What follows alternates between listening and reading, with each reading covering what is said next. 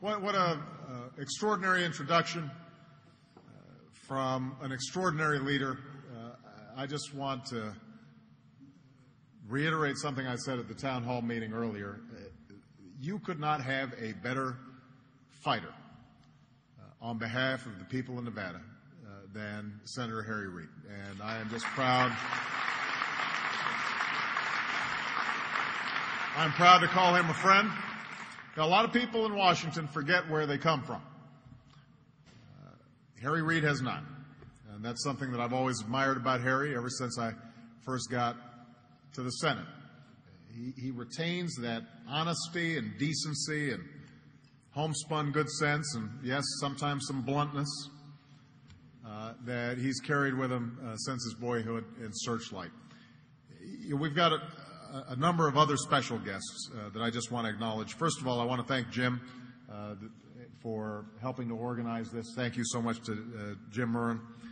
I want to acknowledge Congresswoman Shelley Berkeley and Congresswoman Dina Titus, who are here.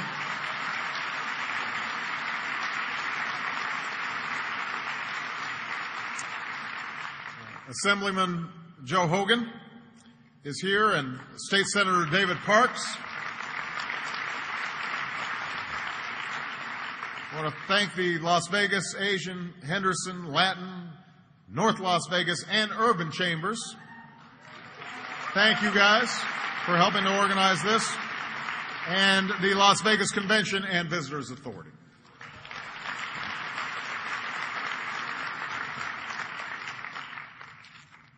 You know, I was mentioning the fact that Harry has retained that sense of who he is, despite the extraordinary journey that he's traveled. Over the past year, under very trying circumstances for the country, I've seen something else in Harry.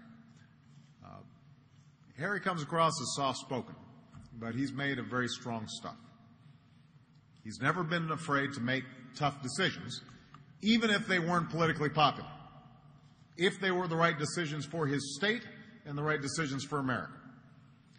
And so I just want to reiterate, his leadership has made a tremendous difference. And through these economic storms, he's never lost sight of the struggles and the hardships of the people who sent him to Washington. And every Nevadan should know the strength and the character of a man that I hope and expect to serve in Washington for many years to come. So thank you, Harry, for the great work you do. Harry also gets embarrassed when you compliment him too much. You know, you kind of say he looks away. Now, before I go any further, let me set the record straight. I love Vegas. There you go. Always have.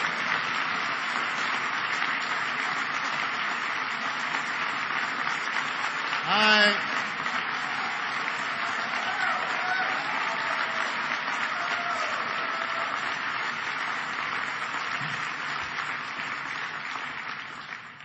love Vegas. Enjoy myself every time I've got an opportunity to visit. In fact, just last night I drew a flush on the river and cut the budget deficit in half. Some of you know I can play some poker.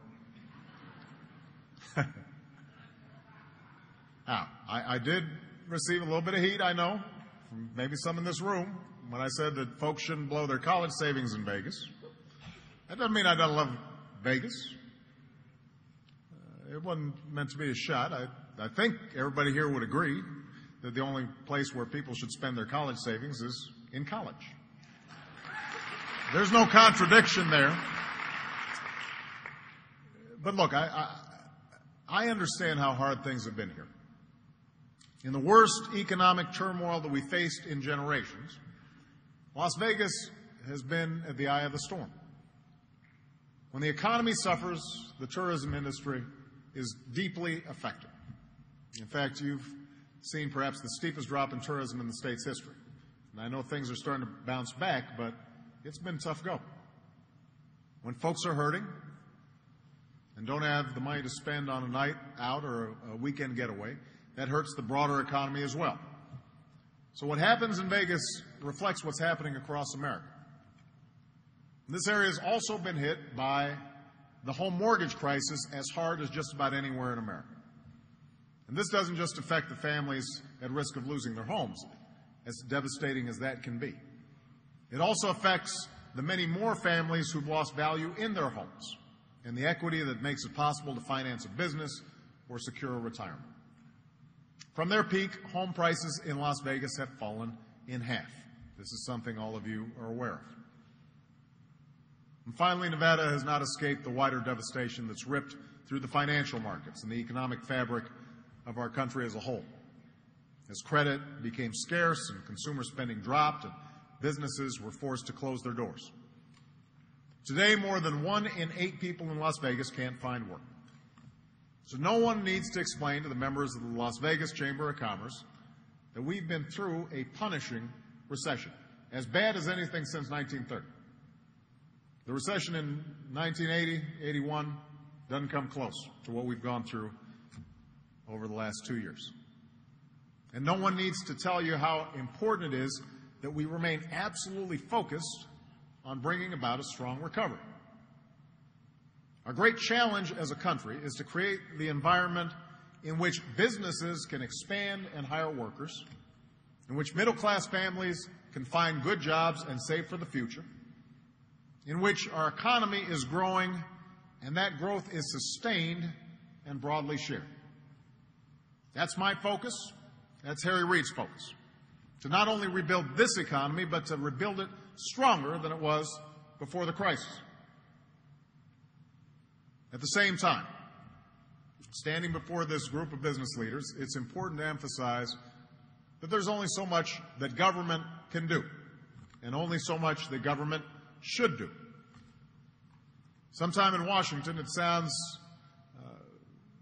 a little contradictory when I hear folks say, Obama wants the government to take over the economy. Then they'll turn around and say, why isn't the government doing more to create jobs? Now, Harry and I understand that's politics. But putting politics aside, what I believe and what I know you believe is that the true engine of job creation and economic expansion in this country has never been found in the halls of Congress or in the corridors of the White House. America's economic success begins elsewhere, in more humble settings, in garages and basements and rented storefronts. It begins when a worker decides to leave her job to be her own boss, when an inventor makes his first sale on the way to his first million, when an innovator sees a product that could be better or a service that could be provided more smartly, when an entrepreneur takes a chance on an idea that just might fail but might also change the world. Now, that's the story of America, the land of opportunity, a nation where, at our best, we welcomed all those from around the world who are willing to work hard, all who are willing to take themselves as far as their talents would allow. And what has made it possible to harness the incredible productive capacity of the American people, the greatest economic force in the history of the world, has been a free market where people can pursue their dreams, their goals, and their happiness, and where you can take charge of your own destiny. So, I don't believe my role as president, the role of the federal government or the state government or city governments, is to stifle the free market. I think my role is to strengthen its ability to unleash that creativity and ingenuity, which still makes this nation the envy of the world. Now, there are those who suggest that the only way government can promote strong markets is to allow them to operate wholly outside even the most modest rules of the road, even the most sensible reforms. Many of these same folks also suggest, whether in regard to proposed consumer protections in the health insurance industry or proposed rules to prevent another financial crisis, that these kinds of policies run counter to our economic interests. And while I respect those who sincerely hold this view, the facts and our history do not favor this argument. Throughout our past, there have been times when markets have fallen out of balance. And there have been periods of economic transformation and upheaval when prosperity and even basic financial security have eluded far too many citizens. And at those moments, government has stepped in, not to supplant private enterprise, but to catalyze it, to create the conditions for entrepreneurs and new businesses to adapt and ultimately to thrive. Sometimes it requires government investment. That's why we laid railroads and highways to spur commerce and industry and stitch this nation together. Sometimes it means making sure that there's a safety net. That's why we created Social Security, while putting in place financial safeguards like the FDIC in the wake of the economic dislocations of the